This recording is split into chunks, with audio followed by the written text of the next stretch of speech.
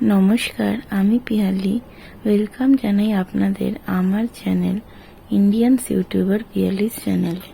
তো আজ নিয়ে চলে এসেছি সহজভাবে তৈরি করা ঘরোয়া পদ্ধতিতে বিরিয়ানি। তো তার রেসিপিটা আমি এখানে শেয়ার করছি আপনাদের সাথে। আর বিরিয়ানি বানানোর জন্য বিরিয়ানির মশলাটা ঘরেই তৈরি করা হয়েছে। আর এখানে বিরিয়ানিটা আজকের বানাবে আমার ননদের ছেলে। এখানে দুধের মধ্যে কেশর ভিজিয়ে রাখা হয়েছে। তো প্রায় 10 থেকে 20 মিনিটের মতন কেশরটা ভিজিয়ে রাখলে এরম রংটা চলে আসবে। আর এখানে বেরেস্তা নেওয়া হয়েছে 2 থেকে 3টে পেঁয়াজের।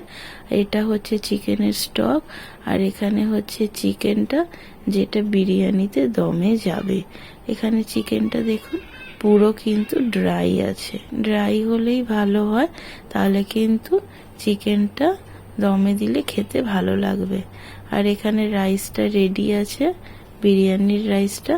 এবার আমরা বিরিয়ানিটাকে দমে দেব। তো তার প্রিপারেশনটা দেখে নিই। তো তার জন্য হাঁড়িতে এখানে ঘি দেওয়া হচ্ছে। তো আমি একটুখানি অল্প পরিমাণে ঘি দিতে বলেছিলাম, পরে আবার লাগলে দেওয়া যাবে। তো এখানে ঘিটাকে পুরো হাঁড়িটাতে মাখানো হচ্ছে নিচটাতে, যাতে কি রাইস দিলে বা চিকেন দিলে নিচটা যেন ধরে না যায়। তারপরে এখানে চলে যাচ্ছে চিকেনের স্টকটা, যেটা আগে আলাদা করে রাখা হয়েছিল। তো তারপরে এখানে দেওয়া হবে এখানে যে চিকেনটা আলাদা করে তুলে রাখা হয়েছিল। এবার এখানে যাবে আলুটা যে বিরিয়ানির জন্য ভেজে রাখা হয়েছিল, সেই আলুটা এখানে চলে যাচ্ছে চিকেনের ওপর। তারপরে এখানে দেওয়া হবে বেরেস্তা। কিছুটা পরিমাণ এখানে বেরেস্তা দেওয়া হচ্ছে, আর কিছুটা পরে যখন একদম রেডি হয়ে যাবে ভাতের ওপর দিয়ে দেওয়া হবে।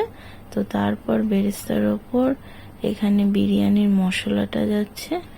আর এখানে কেওড়া ওয়াটার দেওয়া হচ্ছে 2 টেবিল স্পুনের মতো। তারপরে এখানে যাবে হচ্ছে গিয়ে রাইসটা। তো এখানে এই ছোট্ট একটা প্লেটের সাহায্যে রাইসটাকে এরকম ভাবে হাঁড়ির মধ্যে কিন্তু দিতে হবে। নাহলে যদি একবারে দিয়ে দেন তাহলে কিন্তু বিরিয়ানি দম ভালো হবে না। আর ভাতগুলো একটার সাথে একটা মিশেও যেতে পারে, আর মশলাটাও ভাতের সাথে ভালো করে মিক্সড হবে না। আর এরপর দিয়ে দেওয়া হচ্ছে আতর। তো এখানে 2টো ছোট ছোট আতরের বটল এখানে ইউজ করা হচ্ছে। আতরটা কিন্তু না দিলে 2 কিলো চালে কিন্তু 2টো আতর লাগবেই, না দিলে কিন্তু গন্ধ ভালো আসে না। তারপর এখানে দিয়ে দেওয়া হচ্ছে কেশর যুক্ত দুধটা। তো এটা এরম ভাবে এই প্রসেসেই দেবেন, একবারে কিন্তু দিয়ে দেবেন না। আর তারপরে দিয়ে দেওয়া হচ্ছে 3 টেবিল স্পুনের মতন ঘি। তো ঘিটাও এখানে আপনারা আরো একটু চাইলে ইউজ করতে পারেন, কিন্তু আমরা একটুখানি কম ঘি ব্যবহার করছি। তারপরে এখানে দিয়ে দেওয়া হচ্ছে আর একটু বিরিয়ানির মশলা, প্রায় 4 থেকে 5 টেবিল স্পুনের মতন। তারপরে এখানে দিয়ে দেওয়া হলো বেরেস্তাটা, যেইটুখানি পরিমাণ ছিল সেই বেরেস্তাটা দিয়ে দেওয়া হলো। আর এখানে আটা মেখে রাখা হয়েছে। এবার আটার একটা লম্বা করে লেচি কেটে ভালো করে হাঁড়ির সাথে এটা বসিয়ে দিতে হবে, যাতে এখান দিয়ে কিন্তু হাঁড়িটা দমে বসালে যে বাষ্পটা তৈরি হবে সেটা যাতে বেরোতে না পারে। তাহলে কিন্তু বিরিয়ানির দমটা ঠিকঠাক হবে, আর খেতেও কিন্তু খুব ভালো হবে, আর গন্ধও খুব ভালো বেরোবে। তো এখানে এবার এই থালাটা দিয়ে ভালো করে হাঁড়িটাকে চেপে দেওয়া হচ্ছে, যাতে বাষ্পটা এখানে না বেরোয়। তারপরে এই হাঁড়িটাকে দমে বসানো হবে। তো এখানে বিরিয়ানি দম প্রায় 40 মিনিট বিরিয়ানি দম দেওয়ার পর আমাদের বিরিয়ানি রেডি হয়ে গেছে। এই যে 2 কিলো চালের আমাদের বিরিয়ানি রেডি হয়ে গেছে। এবার শুধু কিন্তু খাওয়ার পালা। তো এত সুন্দর গন্ধ আসছিল, মানে কি বলবো।